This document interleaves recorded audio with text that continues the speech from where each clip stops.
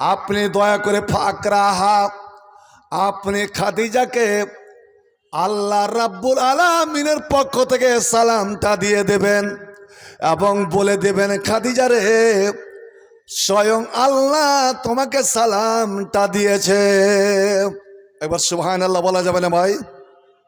সালাম দিচ্ছে একজন মেয়ে ছেলেকে। কেন? খাদিজার ত্যাগ, খাদিজার কোরবানি। যে খাদিজা বিবাহর পরে বাসর ঘর, যে রাত্রে বাসর ঘর হয়, 40 বছরের খাদিজা, 25 বছরের মোহাম্মদ, আজ রাত্রে বাসর ঘর। সকালে উঠে যখন মক্কার মেয়ে ছেলেরা বলতে আরম্ভ করে দিল, ছি খাদিজা, তুই এত বড় ধনীর মেয়ে হয়ে, এত টাকার মালিক হয়ে, কোটি কোটি টাকার সম্পত্তির মালিক হয়ে, একজন অনাথ, একজন অসহায়, একজন গরিব ছেলেকে কি করে তুই বিয়ে করলি? আমরা মানি যে মুহাম্মদ অত্যন্ত চরিত্রবান, মুহাম্মদ সত্যবাদী, মুহাম্মদের মতন দ্বিতীয় কেউ এই মক্কা নগরীতে পাওয়া যাবে না, এটাও আমরা মানছি।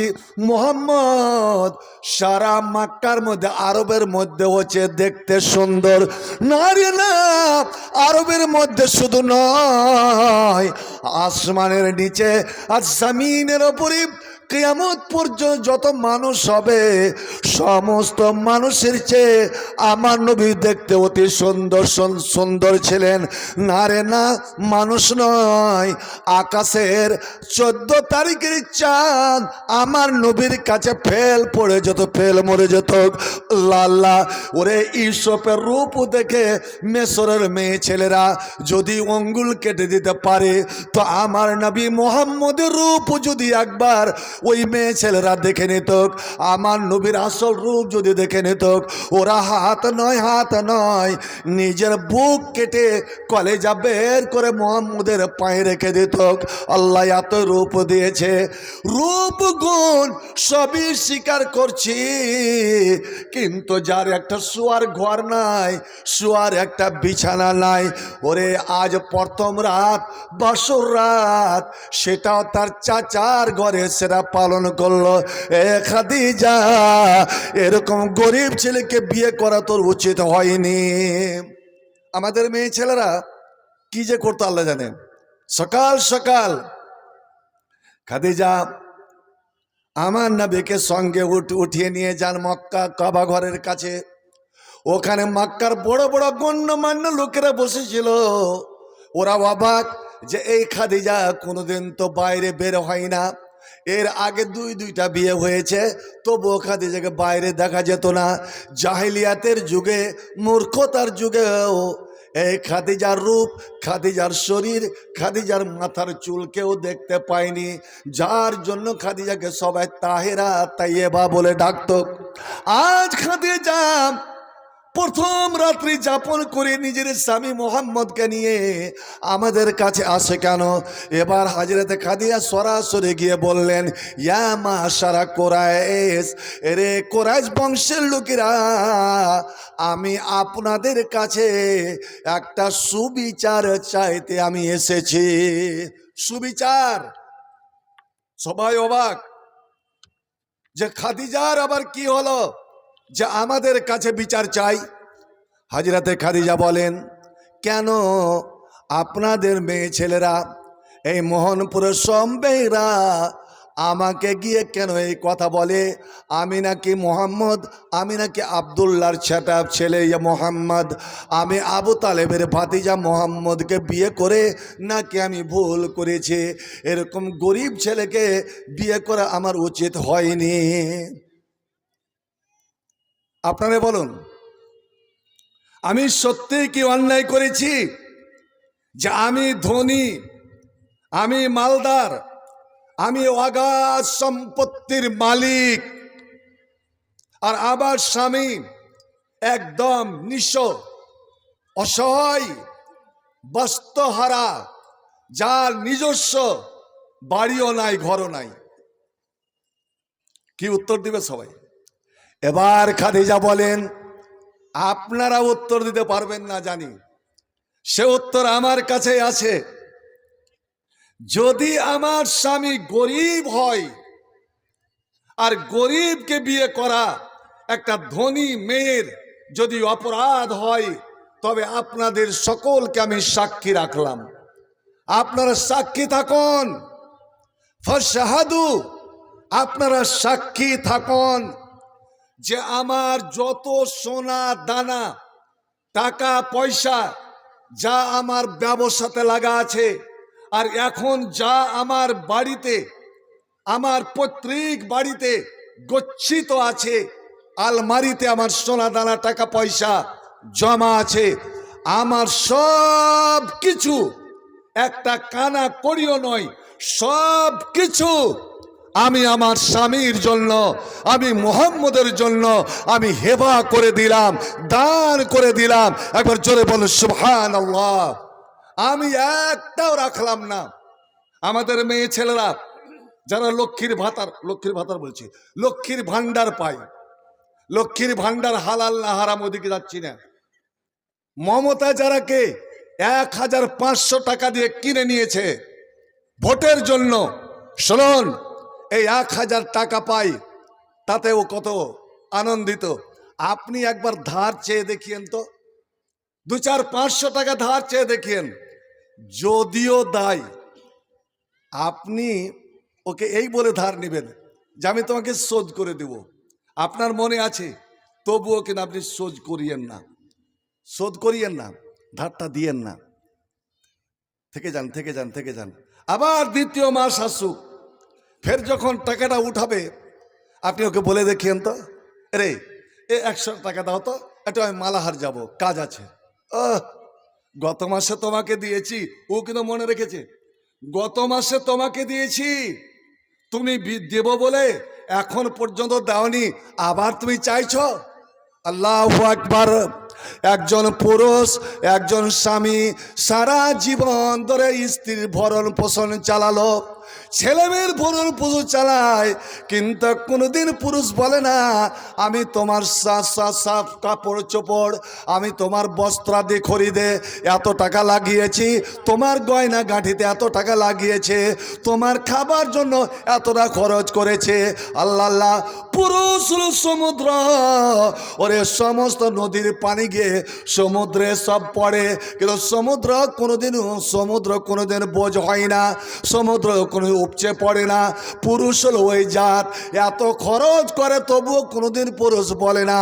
আর নারী এমন একটা সংকীর্ণ, এমন ছোট অন্তরের, যে একবার যদি দেয় দ্বিতীয়বার আপনাকে আমক করে বসবে যে আমি ওই মাসে দিয়েছিলাম, তুমি তো পরিশোধ করো নাই, আবার তুমি চাইছো।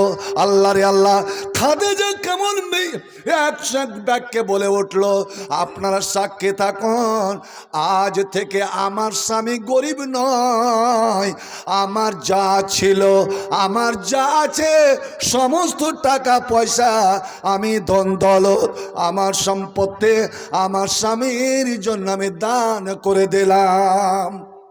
ওরে মক্কার লোকেরা, তোরা যদি এমন একটা লোককে দেখতে চাস যে কালকে ছিল দিনহীন, কালকে ছিল গরিব, অতি গরিব, চোখের পলকে দেখতে দেখতে একটা রাত কাটতে না কাটতে বিরাট সম্পত্তির মালিক হয়ে গিয়েছে, ধনী হয়ে গিয়েছে, এরকম লোককে যদি তোরা দেখতে চাস তো আয় আয় আয়, আমার স্বামী মুহাম্মদকে তোরা দেখে যা। সবাই অবাক, মক্কার গণ্যমান্যরা হতবাক। সত্যিই তো মুহাম্মদ আজ থেকে সবার ওপরে ধনী, সব চাইতে ধনী। আর হ্যাঁ, তোরা যদি এমন একটা মেয়ে ছেলেকে দেখতে চাস যে মেয়েটা ছিল কাল পর্যন্ত অগাধ সম্পত্তির মালিক, কিন্তু এক রাত কাটতে না কাটতেই সে হয়ে গেছে পথের ভিখারিনী, ফকির হয়ে গিয়েছে, এরকম যদি তোরা মেয়েকে দেখতে চাস তো আয়, তোরা খোয়াইলদের বেটি খাদিজাকে দেখে যা। খাদিজার বাবার নাম হলো খোয়াইলদ, খোয়াইলদের বেটি মুহাম্মদের স্ত্রীকে তোরা দেখে যা। সুবহানাল্লাহ। এত বড় ত্যাগ, 25 বছর ধরে স্বামীর সঙ্গে যে বাস করেছে, কোনোদিন আমার নবীর দিকে এইভাবে চোখে চোখ রেখে মুখে মুখ রেখে কোনোদিন কথা বলেনি হাজরাতে খাদিজা। কোনোদিন বড় গলাতে কথা বলেনি। আহা, কি জানি বেয়াদবি হয়ে যাবে, অন্যায় হয়ে যাবে, ভুল হয়ে যাবে। সুবহানাল্লাহ। এত বড় ত্যাগ যে আপনার 4.5 কিলোমিটার রাস্তা, ওরে পাথরের রাস্তা, পাহাড়িয়া রাস্তা, আবার 642 মিটার উঁচা, এই পাহাড়ে উঠে উঠে কেমন করে নাস্তা পানি নিয়ে যায়, আর বসে বসে নিজের স্বামী আগামী দিনের নবী মোহাম্মদকে খানা পানি খিলায়, আর গল্প গোজাব করে আমার নবীকে সুন্দর করে বাতাস করে ঘামগুলোকে মুছে দিয়ে আপনি নিজের দিকে দেখবেন, লক্ষ্য রাখবেন। এবার তিনি আবার বাড়ি ফিরে আসেন, ফিরার পথে ঘুরে ঘুরে তাকান আর চিন্তা করেন, হায় আমার স্বামীর কি আখলাক, কি চরিত্র, কি ব্যবহার, নিশ্চয় আমার স্বামী আগামী দিনে সুনাম অর্জন করবে, নিশ্চয় তিনি কোনো ধ্যানে আছেন। বন্দরে আমার আল্লাহ রাব্বুল আলামিন এই খাদিজার ত্যাগ দেখে না সালাম দিয়ে পাঠালেন, যাও জিবরিল তুমি যাও। হাজরাতে জিবরিল এসে বলছেন, নবী গো আপনার বিবি খাদিজা আসতেছে, হাতে তার নাস্তা পানি আছে, কিছু তরকারি আছে, এবং এক হাতে তার পানির বোতল আছে। যখন আপনার কাছে চলে আসবে ফাকরাম মিন রাব্বে আসসালাম, তখন আল্লাহর পক্ষ থেকে আল্লাহর সালামটা দিয়ে দেবেন। হায় রে হতভাগা মানুষ, আজ মানুষ হয়ে মানুষকে আমরা সালাম দিই না, মানুষ হয়ে মানুষের সালামের উত্তরটা দিই না। আমি বাড়ি ঢুকতে গিয়ে কোনোদিন সালাম আমি জীবনে আমি দিলাম না। যারা নিজের বাড়ি ঢোকার সময় সালাম দেয় না, তারা নিজের বাড়িতে শয়তানকে সঙ্গে করে যায়। যারা নিজের স্ত্রীর কাছে যায় সালাম দেয় না, তারা শয়তানকে নিয়ে গিয়ে নিজের স্ত্রীকে দেখিয়ে দেয়। এটা আমার নবীর হাদিস। সুবহানাল্লাহ। তুমি যখন বাড়ি ঢুকবে গেটে তুমি দাঁড়িয়ে বাড়ির মানুষকে সালাম দাও। তোমার বাড়িতে কেউ যদি নাও বা থাকে, ওই আল্লাহর ফেরেশতারা সালামের উত্তরটা দেবে। কারণ মুসলমানের বাড়িতে বসবাস করে শয়তান, কিন্তু বাড়িটা মুসলমানের বাড়ি করে রাখতে হবে। যেই বাড়িতে নামাজ নাই, যে বাড়িতে কোরআন পড়া নাই, একখানা কোরআন নাই, মাদ্রাসা খুলে দিয়েছে, আমি দায়িত্ব পালন করে দিয়েছি। আজ একটা কথা শুনে যান, প্রত্যেক মুসলমান, আপনি বয়স্ক হন, বুড়া হন, ছোড়া হন, আপনি বুড়ি হন বা কচি মেয়ে হন, প্রত্যেক নর নারীর জন্য কোরআন পড়া হলো ফরজ। কোরআন পড়া হলো ফরজ, জরুরি। কয়জন কোরআন পড়তে জানেন বলুন? আল মাহির বিল কোরআন মা শাফারা কেরামিল বারারা, যারা হাফেজে কোরআন, সুন্দরভাবে কোরআন পড়তে জানে, কোরআন পড়ে সমুদ্র কণ্ঠে মিষ্টি সুরে, কিয়ামতের দিন তারা আল্লাহর ফেরেশতার দলে দাঁড়াবে। সুবহানাল্লাহ। মানুষ হয়ে ফেরেশতার দলে দাঁড়াবে। ওয়াল্লাযী ইয়াকরা ওয়া ইয়াতাতা। আর যারা বয়সের কারণে বা ভালো করে পড়তে জানে না, পড়ছে কিন্তু এটকে এটকে পড়ছে, একটা সূরা একটা আয়াত পড়তে ওকে 1-2 মিনিট লেগে যাচ্ছে, ও হুয়া শাকুন আলাইহে, এবং পড়াটা খুব কষ্ট হচ্ছে।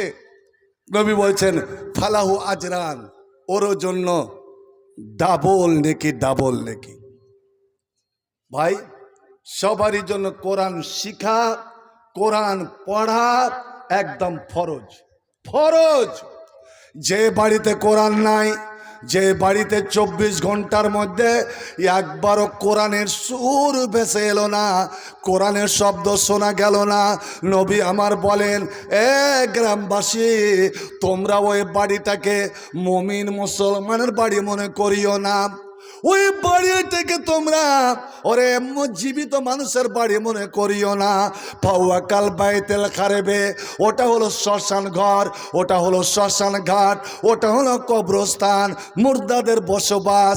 কারণ কবরস্থানে ওখানে কোরআন পড়া যায় না। এটা যদি জীবিত মানুষের বাড়ি হতো তো নিশ্চয় 24 ঘন্টার মধ্যে একবার কোরআনের কণ্ঠ, কোরআনের সুর ভেসে আসতো। হট দেন, টাকা দেন। শালা অভ্যাস কর। এত গুরুত্বপূর্ণ বক্তব্য চলছে, আপনারা সাইডে দিয়ে রেখে দেন, সাইডে নিয়ে এসে দিয়ে চলে যাবেন। রব্বের পক্ষ থেকে সালাম দেন। আর একটা খবর, কে বলছেন? জিবরিল বলছেন, ওয়াবাশশির হা, এই খাদিজাকে আপনি সংবাদ দেন। কি সংবাদ?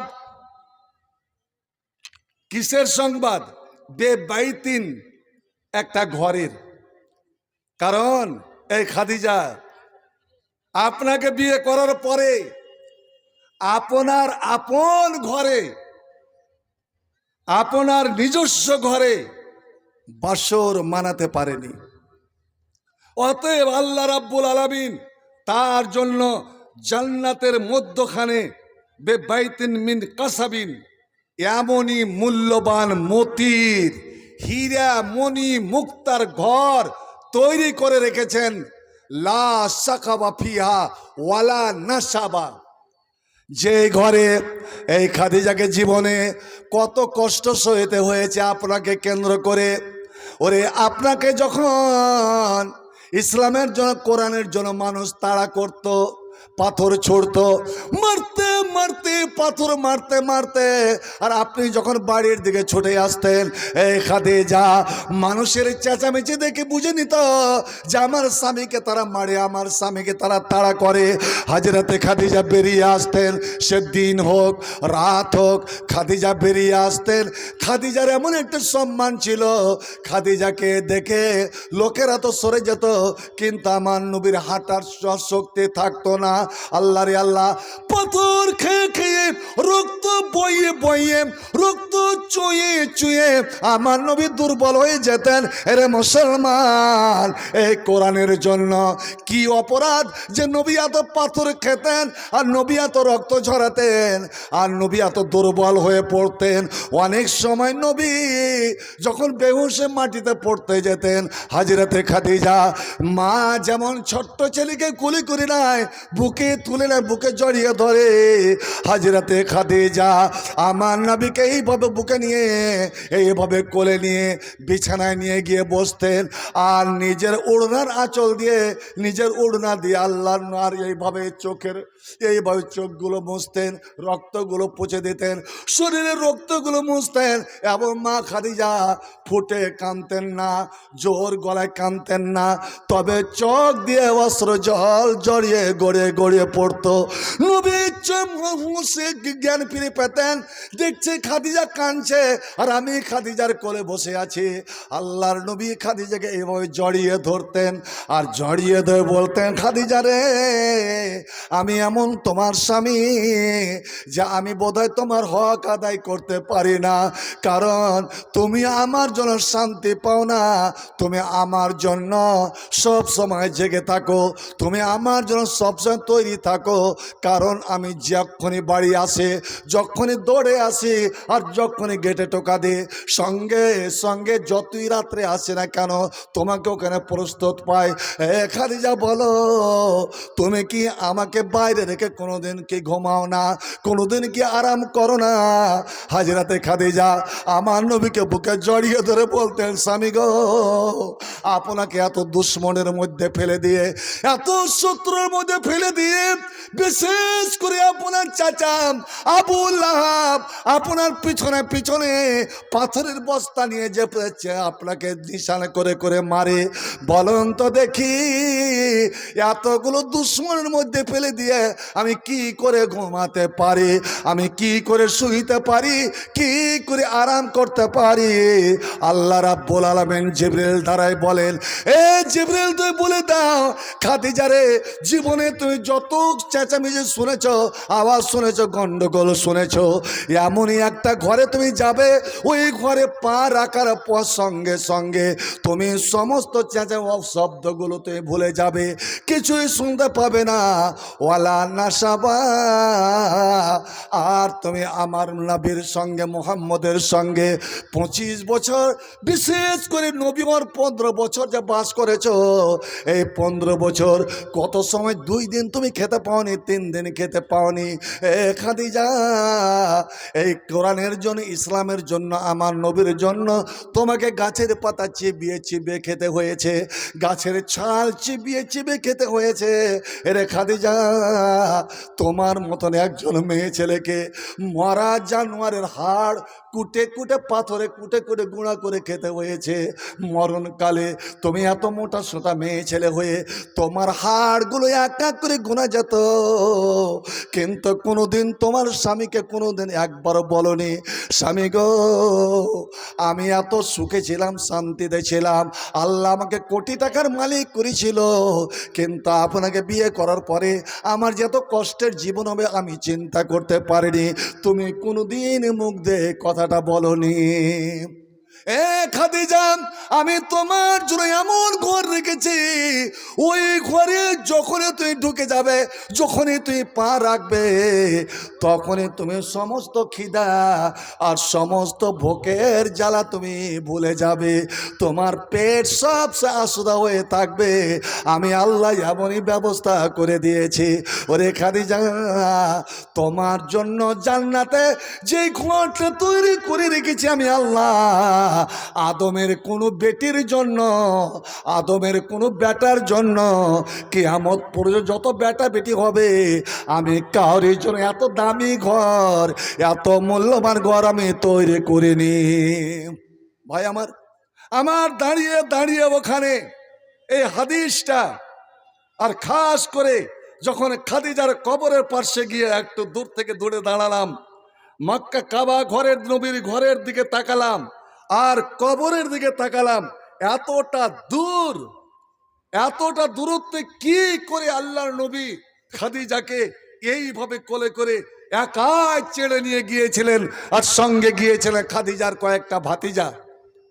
ভাই আমার, বিনা জানাজাতে, তখন জানাজা হয়নি, বিনা জানাজাতে এখানে পুরাতন চাদর, 10 জায়গাতে তালি মারা পুরাতন চাদর, এত কোটি টাকার মালিক যে মেয়েটা আজ মারা যাচ্ছে, জানাজা একটা কাফনের কাপড়ও পাচ্ছে না, 10 জায়গাতে তালি মারা, আবার হাঁটু থেকে এদিকটা খোলা, এদিকটা ঢাকা আছে, আর নবী আমার এইভাবে বুকে নিয়ে হেঁটেছেন।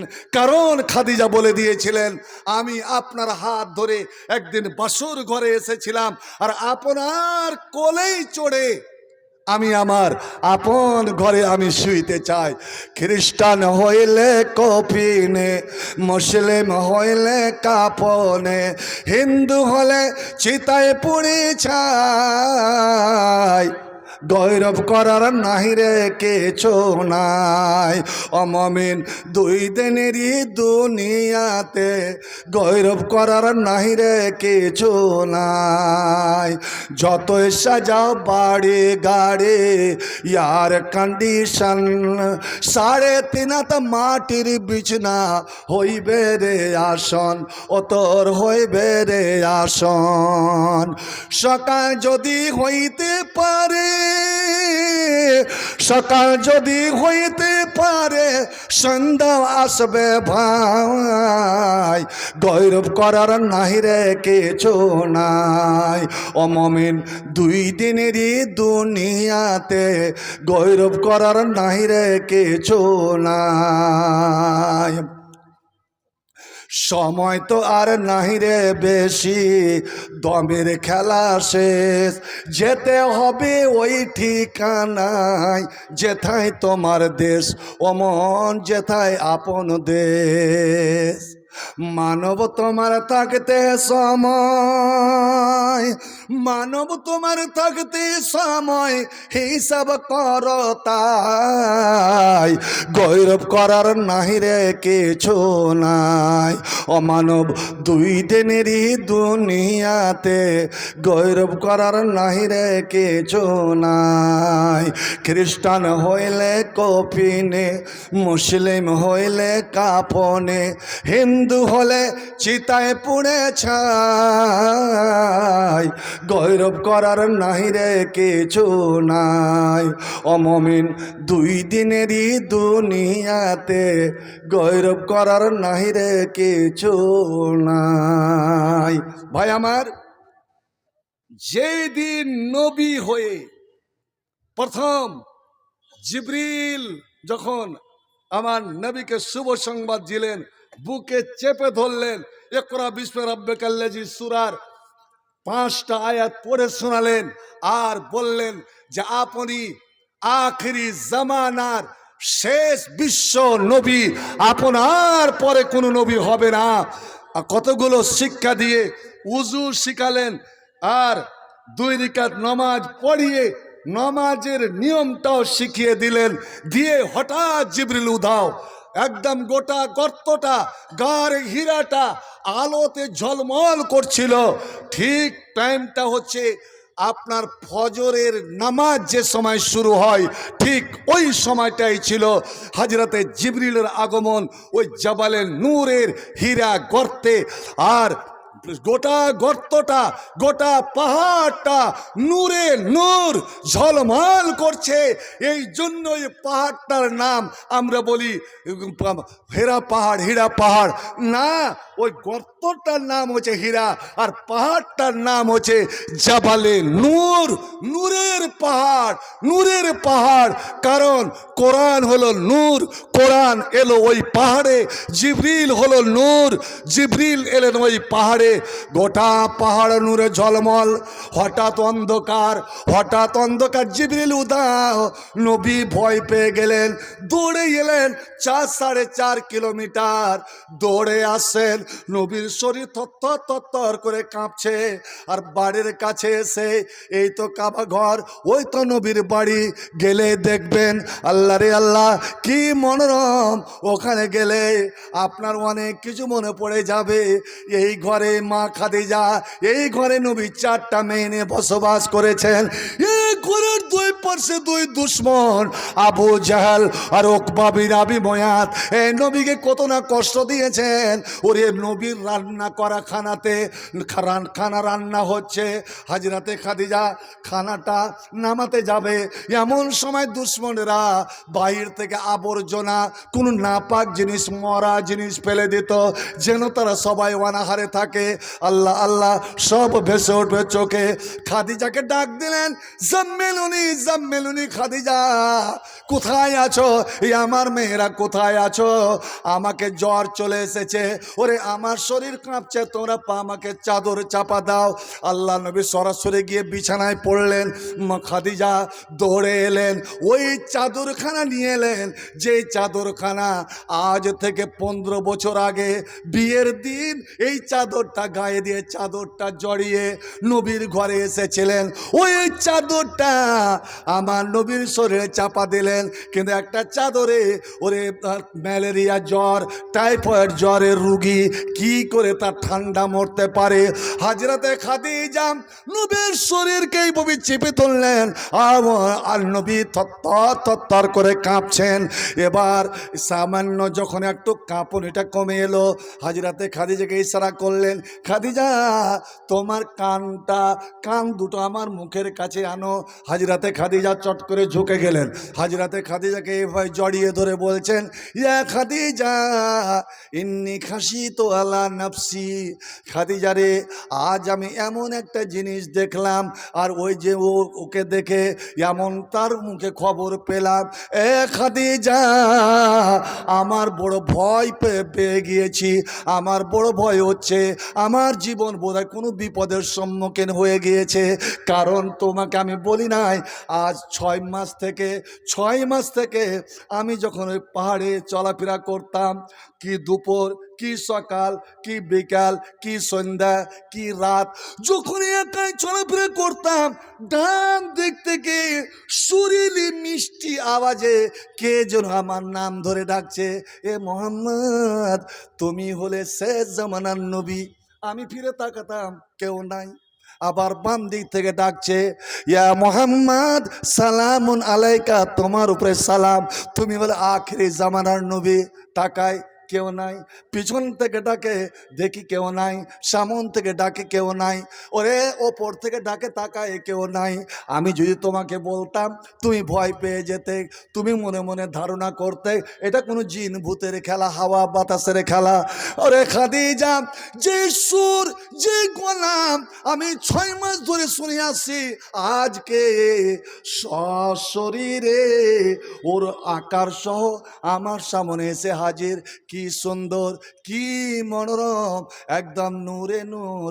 আমাকে বুকে জড়িয়ে ধরলো, আমাকে চাপন দিল, আমার সঙ্গে এই ব্যবহার করলো, আমাকে এই শোনালো, আর এই গুলো আমার সঙ্গে করেছে, হঠাৎ উধাও হয়ে গেল। খাদিজা, কোনো দুশ্মন কি আমার জীবন নেওয়ার তৈরি করছে নাকি? আমি কি আমার জীবনের কোন আশঙ্কা আছে নাকি? আমি ভাবতে পারছি না।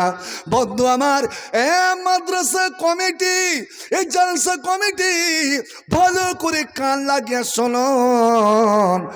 বুখারী শরীফের হাদিস, আম্মা জান খাদিজা আমার নবীকে সান্ত্বনা দিতে গিয়ে বলছেন, ছি ছি ছি, এটা কেমন করে বলেন? জিন ভূত, কোনো দুষ্ট, কোনো শয়তান আপনার কাছে আসতে পারে না। কোনো দুশ্মন, কোনো মানুষ আপনার সঙ্গে দুশ্মনী করতে পারে না। কেউ আপনার দুশ্মন হতে পারে না। আপন লোকও কেউ দুশ্মন হবে না, অপর কেউ দুশ্মন হবে না।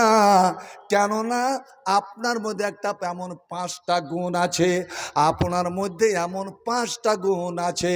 ওই 5টা গুণ যদি কোনো মানুষের মধ্যে হয়ে যায়, ওই মানুষের সবাই বন্ধু হবে, ওই মানুষের কেউ দুশ্মন, কেউ শত্রু হতে পারে না। সুবহানাল্লাহ। এমন 5টা গুণ হযরতে খাদিজা, কারণ খাদিজা ছিলেন বয়সে বড়, খাদিজা অত্যন্ত জ্ঞানী বুদ্ধিমতী, হযরতে খাদিজা ছিলেন শিক্ষিতা, এবং তাওরাত ইনজিল, তিনি তাওরাতও পড়তে জানতেন, ইনজিলও পড়তে জানতেন। আর দুটোই কিতাব ছিল হিব্রু ভাষাতে লেখা, অর্থাৎ শুধু উনি আরবি জানতেন না, হিব্রু ভাষাও জানতেন। উনি ছিলেন একজন আলেমা, শিক্ষিতা মেয়ে। 15 বছর ধরে যেই স্বামীকে পরীক্ষা করে আসছে, সেই স্বামীকে বুকে জড়িয়ে ধরে বলছেন, কাল্লা ওয়াল্লাহি লা ইউখজিকাল্লাহু আবাদা, কসম আল্লাহর, আমি আল্লাহর কসমকে বলছি, আল্লাহ কোনোদিন আপনাকে অপমান করবে না। কেউ আপনার শত্রু হতে পারে না, কারণ আপনার মধ্যে এই 5টা গুণ আল্লাহ যেন কুটিয়ে কুটিয়ে আপনার ভিতরে ভরে দিয়েছেন। আজ এই আপনার পরীক্ষা করিয়েন, এই 5টা গুণ সাধ্য মতো নিজের মধ্যে আনার চেষ্টা করিয়েন। তো সবাই আপনার আপন হয় কি হয় না? মানুষ তো মানুষ, জীব জন্তু পর্যন্ত আমার নবীর গোলাম ছিল। এতে দেখেন, নবী মসজিদে বসে আছে, হঠাৎ স্বামী স্ত্রী দৌড়াতে দৌড়াতে এসে বলছে, হুজুর বাঁচান, আমাকে বাঁচান। কেন, কি হয়েছে বলো?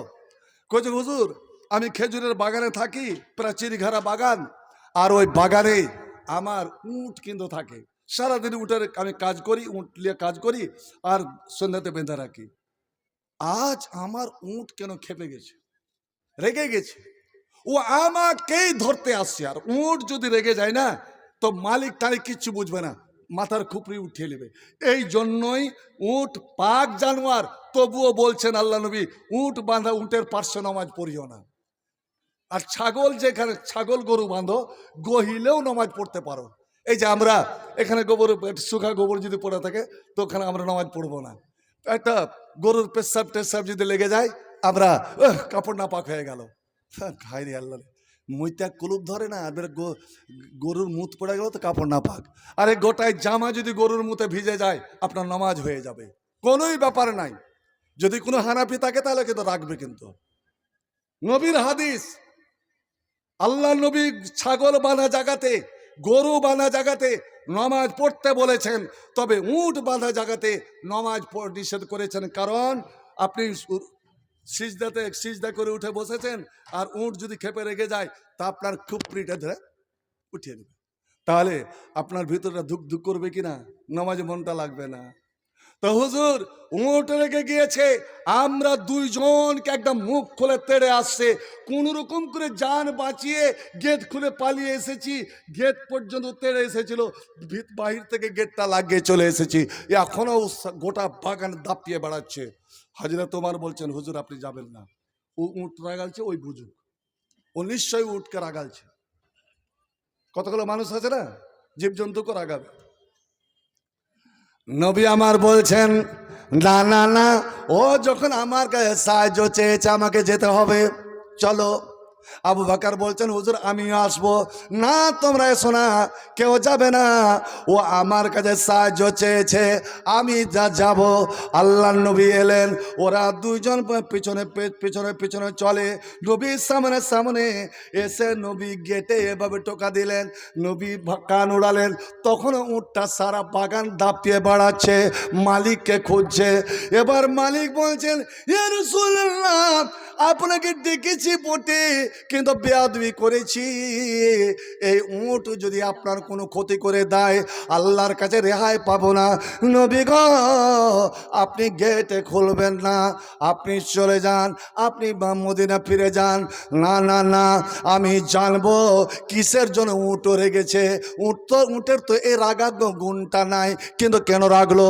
নবী যেমন গেট খুলে দিয়েছে আল্লাহরে আল্লাহ, উটও চিনতে পারেনি, উট প্রথম নিজের মালিককে ভেবে তেড়ে এসেছে।